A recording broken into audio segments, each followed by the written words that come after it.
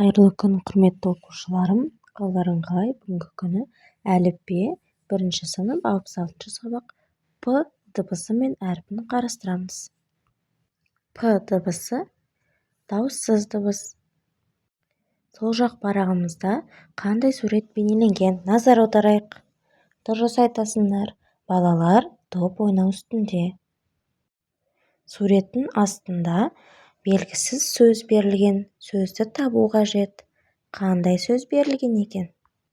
Және суретті бейнеленген. Кім табады екен? Жарайсыңдар балалар. Доп деген сөз жасырынған. Келесі тапсырмаға назар аударайық. Әдеттегідей берілген сөздерді оқып шығайық. Доп, топ, сап, қап, апа, арпа, аспан, ақпан. Жарайсыңдар балалар. Сөздеріміздің астында мәтін берілген. Балалар, мәтіннің атауы доп ойнау деп аталады.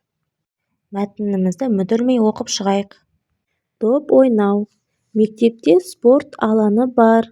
Сабақтан соң доп ойнадық. Оспан шабуылшы, Талап қақпашы болды. Мен допты қақпаға дәлдеп соқтым.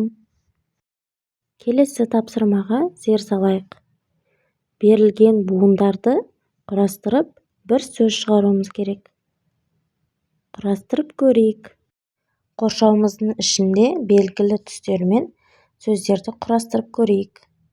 Аспан, дәптер, арпа, ақпан. Жарайсыңдар балалар. Бүгінгі сабағымызды аша алдық деп ойлаймын. Ал балалар, келесі сабаққа дейін кездескенше сау сәлеметте болыңдар. Каналымыз ұнаса, тіркеліп лайк басыңдар.